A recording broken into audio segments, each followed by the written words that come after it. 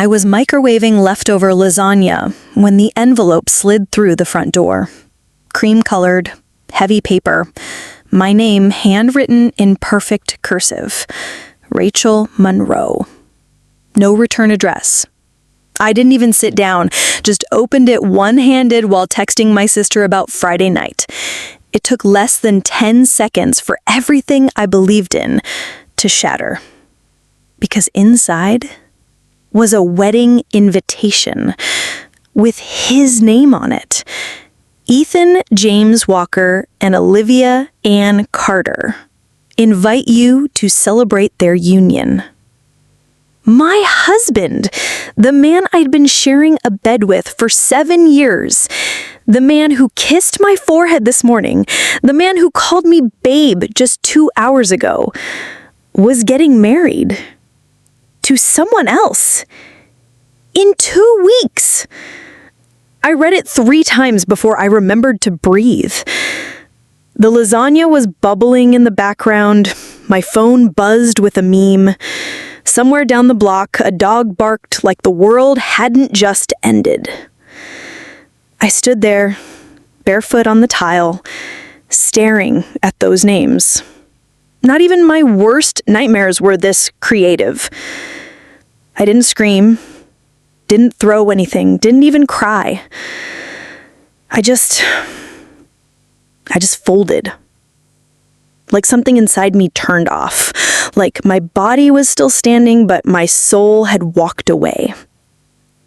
And then, as if the universe needed to twist the knife, my daughter walked in, looked up at me, and said, "Mommy, who's Olivia?"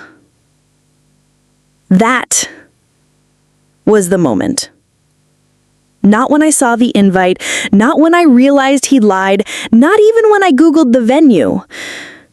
That was the moment I realized I loved someone who never thought twice about breaking me. And if that line hits you in the gut, if it makes your stomach twist, then this isn't just my story. It's yours too. Subscribe. We say the things women are taught to keep quiet, and we say them loud enough for the next broken girl to hear she's not alone. I met Ethan when I was 23, fresh out of college, living with 2 roommates in a half-broken apartment above a laundromat. I had student loans, a car that coughed like it had asthma, and a heart that still believed love fixed things. He wasn't anything like what I pictured falling for. Not tall, not brooding, not mysterious. He was warm, funny, sharp-eyed, the kind of man who remembered your coffee order after one date and made you playlists with songs that somehow knew you better than you knew yourself. We met through a mutual friend. Actually, I was supposed to meet someone else that night, but that guy flaked. Ethan showed up instead, said something corny like, "Well, fate clearly upgraded you." I rolled my eyes so hard I thought they'd fall out, but he made me laugh, and I hadn't laughed like that in a while. That's how it started. 2 weeks later, he brought me soup when I was sick. A month in, he met my mom. By Christmas, I was helping him pick out gifts for his nieces. By spring, we were living together. Everyone loved him. My friends, my family, even my grumpy older brother. "He's solid," they'd say. "That man's a keeper." And I believed it. I wanted to believe it. Because for the first time, I felt chosen. Not tolerated, not convenient, not someone's backup plan. Chosen. We built our little world together. Late-night grocery runs, shared playlists, fights over laundry that always ended in kisses. Movie marathons, takeout sushi, Christmases wrapped in flannel and fairy lights. I thought we were building a life. Turns out, I was building a home inside a man who already had another one. But before I knew that, I gave him everything. I supported him through 2 job layoffs, let him use my savings just until the next check clears. Took a job I didn't want to help us stay afloat. When I got pregnant, I panicked. He didn't. He said, "We've got this, babe." So I believed him. I put my career on pause to raise our daughter, turned down out-of-state offers, said no to grad school.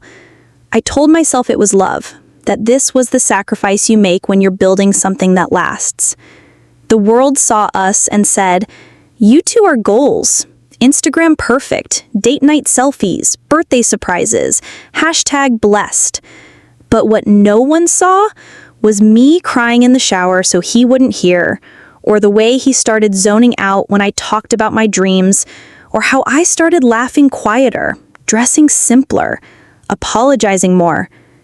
See, I wasn't just his wife. I was his shield, his mirror, his mother, his maid, his excuse.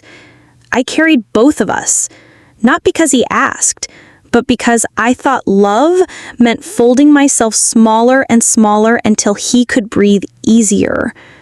I remember once asking him, "Do you think we'll last forever?" And he smiled and kissed my forehead and said, "Of course, you're my girl." I didn't know he was saying the same thing to someone else. So yes, I gave him my 20s, my body, my name. And the sickest part? I would have given more if he had just asked like he meant it. But he didn't ask. He just started taking, and I started shrinking. Looking back, the signs weren't quiet. I was just too loyal to listen. Like the night he forgot my birthday, but posted happy birthday to his ex on Facebook the next morning. When I brought it up, he laughed and said, "She lost her dad last year. It's just being kind." Kindness. That was his word for a lot of things I didn't understand. Like the late night work calls that always ended when I walked into the room, or the new phone that never left his pocket, even when he showered, or the passwords that kept changing, the E in his notifications that wasn't me. I remember once asking him, just gently, "Is something going on?" He didn't yell, didn't snap. He just gave me that smirk, the one that said, "You're being crazy again." And then he kissed my forehead, like you'd soothe a child. "You're tired. You overthink." So I stopped asking. But the silence wasn't peace. It was poison. One day, my best friend Jenny pulled me aside after brunch and said, "I don't like the way he talks to you." I laughed it off, said, "He's just stressed. He doesn't mean it like that." But I felt it, in the way my chest tightened when I heard his keys in the door, in the way I rehearsed my words before speaking. And the worst part? My daughter saw it too. She was 5 when she asked, "Mommy, why do you always cry in the shower?" I told her it was the shampoo. But that wasn't the first lie I told to protect the man who was undoing me. There were others. Like, "He's just tired. He's working hard for us. He's a good man deep down. He loves us. He's just going through something." But the truth? I was the one going through it. And the part that still burns is how I knew. Not all of it. Not the whole second life. But enough. Enough to feel the ache in my gut when he'd smile at his phone. Enough to feel invisible when I wore my favorite dress and he didn't even look up. Enough to know, deep down, that love shouldn't feel like waiting for someone to remember you matter. I didn't ignore the signs. I just hoped they'd lie to me a little longer. But signs don't lie. They wait, patiently, until they have proof. And proof always shows up when your heart's not ready. For me, it was a Tuesday. Rainy, uneventful. I was working from home, answering emails with one hand, and packing my daughter's lunch with the other. Ethan had left in a rush that morning, said he had a client emergency out of town and would be off-grid for the day. I kissed him goodbye, like always. Then, around 11 a.m., his iPad pinged. We'd synced our devices a year ago when we were trying to coordinate calendars. I forgot all about it. Until that day. until the screen lit up, until my name suddenly didn't feel like mine anymore. It was a text from someone named Olivia. Can't wait to finally call you my husband. You looked so handsome this morning. Love you. Kisses. I stared at it. My hands started shaking. I told myself it was spam, a prank, some insane misunderstanding. But then more messages came in, fast, casual, intimate, photos of them, together. Him in the blue shirt I bought him, holding her hand. Her in a white dress, beaming like she won the lottery. Captions like, only 2 weeks. I still can't believe it's real. I couldn't breathe. I kept scrolling, heart pounding, chest burning. That iPad showed a whole life. Vacations I never knew about, dinner dates, lingerie, selfies, and the one that broke me, a video of them at a gender reveal. Pink confetti, cheering, his voice yelling, "It's a girl!" I dropped the iPad. Literally, it clattered on the floor and cracked the screen. Just like me. I don't remember sitting down, but I found myself on the kitchen floor, my daughter's half-made sandwich still on the counter, my mouth open, no sound coming out. The man I loved, who I made a home with, a child with, was already making another one, somewhere else, with someone else. When he got home the next day, I didn't even look at him. I handed him the iPad and said, "Who is Olivia?" He froze. Didn't speak, didn't deny it, just stared at the screen like he was seeing it for the first time. Then, like clockwork, the gaslight began. "You're overreacting. It's not what you think. You pushed me away. You were always tired, always nagging. She made me feel alive again." Alive. He said she made him feel alive while I was the one holding us together through unemployment, bills, and postpartum depression. I asked him how long.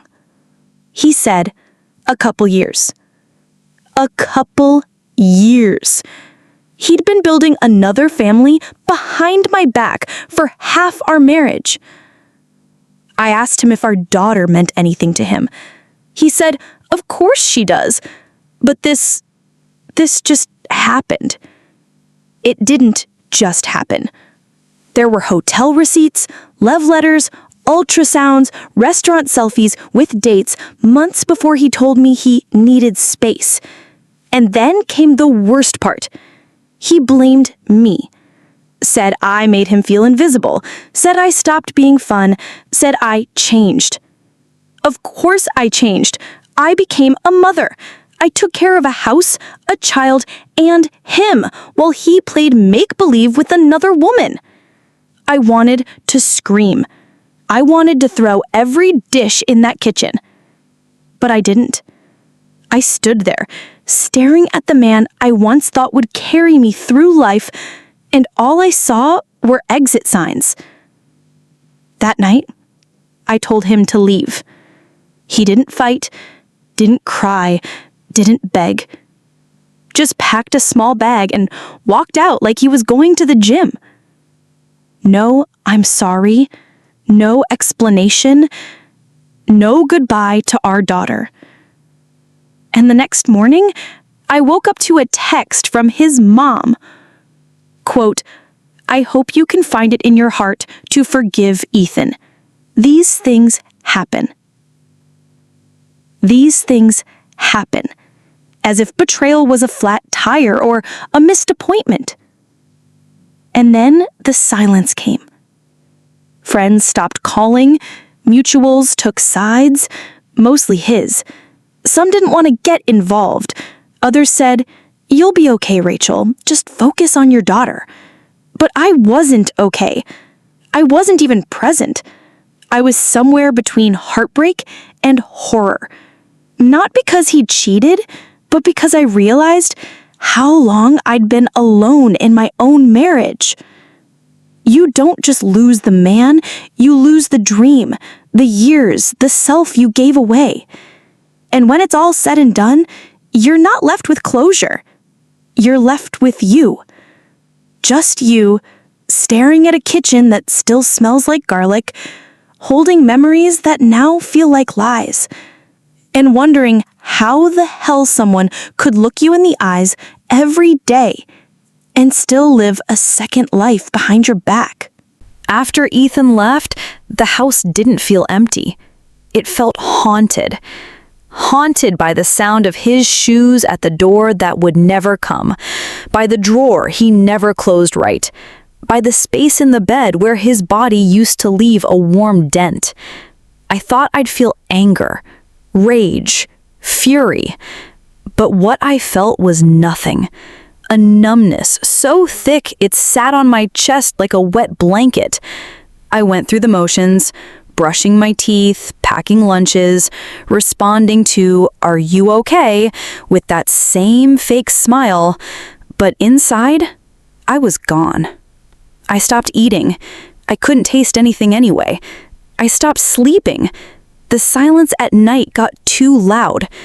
I started talking to the walls, whispering why to no one, just to hear my own voice still existed. Panic attacks became my new normal.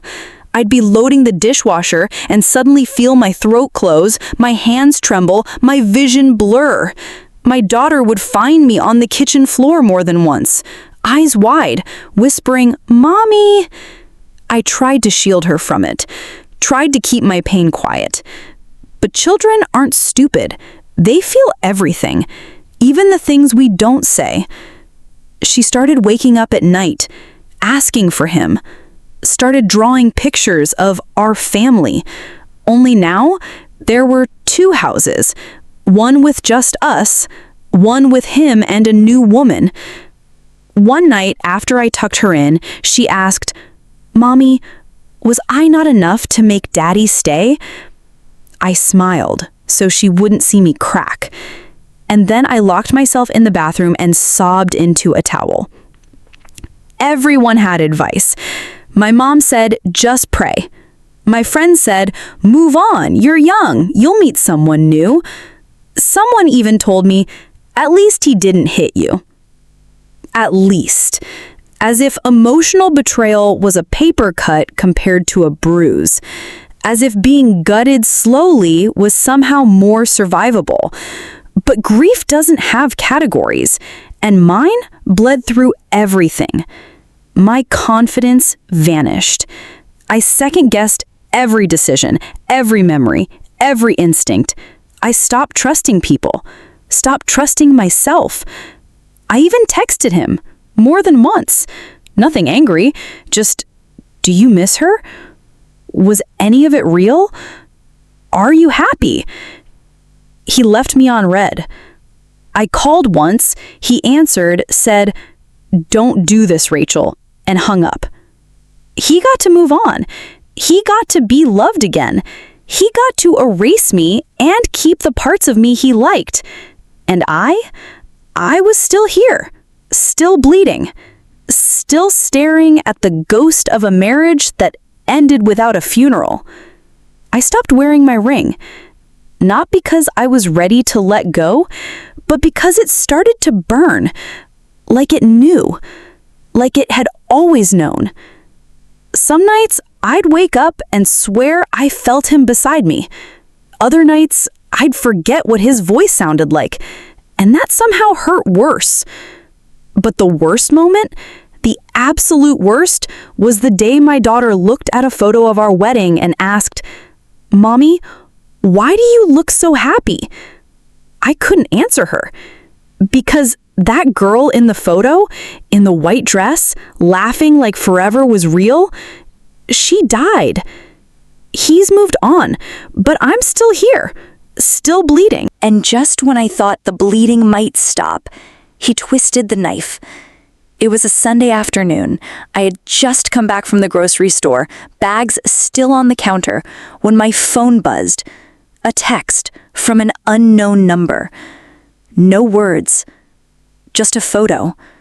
A picture of Ethan down on one knee, smiling like nothing in the world had ever gone wrong, smiling like he hadn't left an entire family in ruins, smiling while holding my engagement ring, the same one he proposed to me with, the same one I tucked away in a jewelry box because I couldn't bring myself to pawn it. Now it was on her finger. Olivia. Same diamond, same band. Different woman, different world. I couldn't breathe. I sat on the floor, phone still in my hand, staring at that image like it was mocking me. My groceries spoiled while I stayed frozen. Because how do you explain what it feels like to be replaced with your own past? I didn't cry. There was nothing left to cry with. I just whispered, "Of course he did."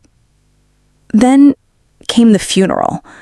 My mom, the woman who helped raise him like a son, passed away suddenly. Heart failure.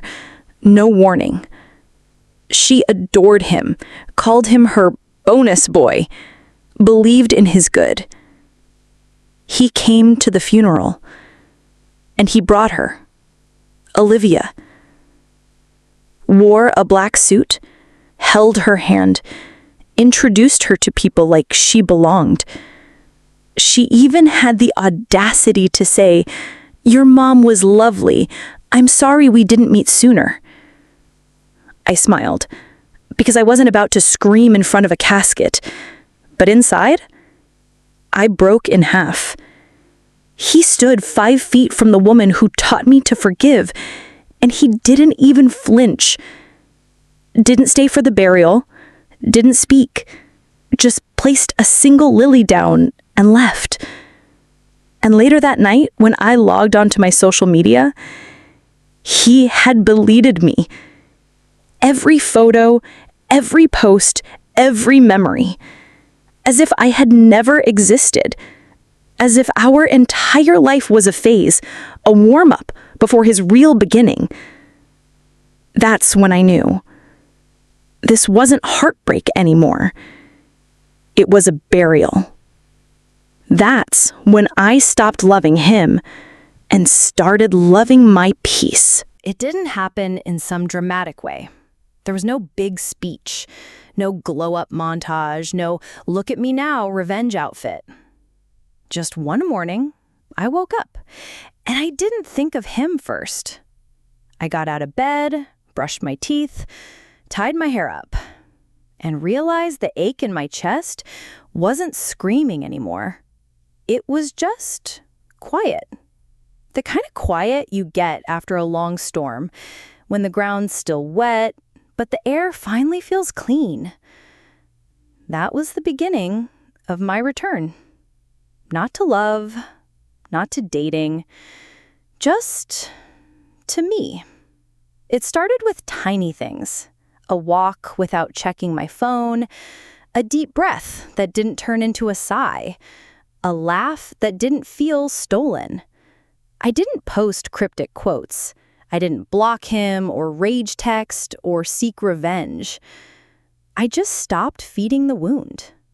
I deleted his number, not out of anger, but because I no longer needed the temptation. I stopped asking our mutual friends about him, stopped searching his name, stopped wondering if he missed me, because I didn't care anymore.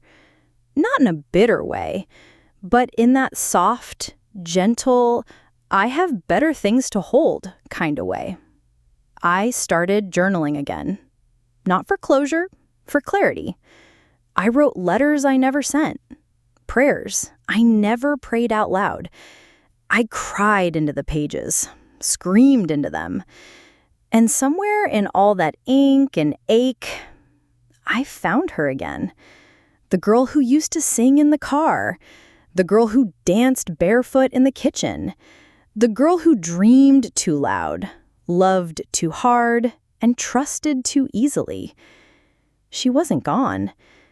She was just buried. Under years of bending and shrinking and silencing. One day, I looked in the mirror and didn't wince. Another day, I bought myself flowers and didn't feel pathetic for it. And slowly, without needing permission, I changed the locks, I threw out the mugs he liked, I repainted the bedroom. Not to erase him, but to reclaim the space. I didn't need a man to do it for me. I didn't need a new love story to feel whole. I just needed time. Time to bleed. Time to breathe. Time to let the shattered pieces of me settle in new places. Somewhere along the way, my daughter noticed. She came up to me one evening, wrapped her arms around my waist, and said, "You're smiling more, Mommy." And I realized I was. Maybe it wasn't big or constant, but it was mine. People asked if I'd forgiven him. I haven't. Not because I'm angry, but because forgiveness isn't the finish line. It's the aftermath of truth. And I'm still sifting through the rubble. Maybe one day I'll get there. Maybe not. But I do know this. I don't miss him anymore. I miss who I thought he was. I miss who I was when I thought I was loved. But the real him, the man who lied and smiled while doing it, he doesn't get to live in my head rent-free anymore. As for Olivia, I don't hate her. I don't pity her either. I just hope she loves herself enough to leave if she ever finds herself holding shards of a story that doesn't include her. But that's not my story anymore. Mine is about survival, about coming home to myself after being someone else's shelter for too long. I didn't move on. I rose up. And sometimes rising doesn't look like flying. It looks like crawling, like breathing through panic, like choosing not to text, like making tea, like laughing again and meaning it. No fireworks, just freedom. And now that I can breathe again, here's what I know. Love should never ask you to disappear. It should never require you to bite your tongue so hard you taste blood. It should never turn your home into a guessing game or your heart into a battlefield. It should never make you feel like a stranger in your own story. Silence isn't strength when it's suffocating you. I thought I was protecting us by staying quiet, by keeping the peace, by swallowing my instincts every time they rose up to speak. But I was just slowly erasing myself. If I could go back and whisper something to that girl, the one staring at a wedding invitation that didn't have her name on it, I wouldn't tell her to run. I'd tell her to wake up, to trust the feeling in her stomach, to listen when her spirit says, "This doesn't feel like love," to stop waiting for permission to break the silence. And to anyone who's ever been called too much, too emotional, too sensitive, you're not. You are not too anything. You're just finally feeling what's real. If someone makes you feel like home, but treats you like a motel, walk away. No matter how long you stayed, no matter how much you gave, no matter what you've already forgiven. Because of the truth, he didn't break me. He just showed me where I was already cracked. And I've sealed those cracks with gold. With boundaries, with softness, with power I didn't know I had until I had to find it alone. I'm not healed, but I'm healing. And that in itself is a kind of miracle. The kind you don't need anyone to clap for. The kind that happens in quiet kitchens and tear-stained journals. The kind that makes you say, "I survived something I thought would kill me." And now I get to live. And if you're still standing in the ashes of your own story, I want you to hear this loud and clear. You're not crazy. You're not broken. You're not weak for staying too long, or for loving too deep, or for missing someone who shattered you. You're human. You gave your best to someone who wasn't built to hold it, and that doesn't make you a fool. It makes you someone who still believed in love when love stopped believing in you. I know what it feels like to sleep next to someone and still feel abandoned, to scream into a silence that never answers back, to wonder if you'll ever trust yourself again. But listen to me. You are not alone in this silence. You're not the only one who's picked up your phone 100 times just to feel like someone still wants you. You're not the only one who smiles in public and crumbles behind closed doors. You're not the only one who Googled, "How do I let go of someone I still love?" And you're not the only one who survived. There's life after betrayal. There's joy after numbness. There's beauty in becoming someone you never had to be, but now wouldn't trade for anything. So to the woman watching this, reading this, feeling this, if this is your story too, write, "I'm still here," in the comments and tell your truth. You never know who's waiting to hear your voice, because the moment you speak, you become someone else's rescue line. And that is the beginning of healing.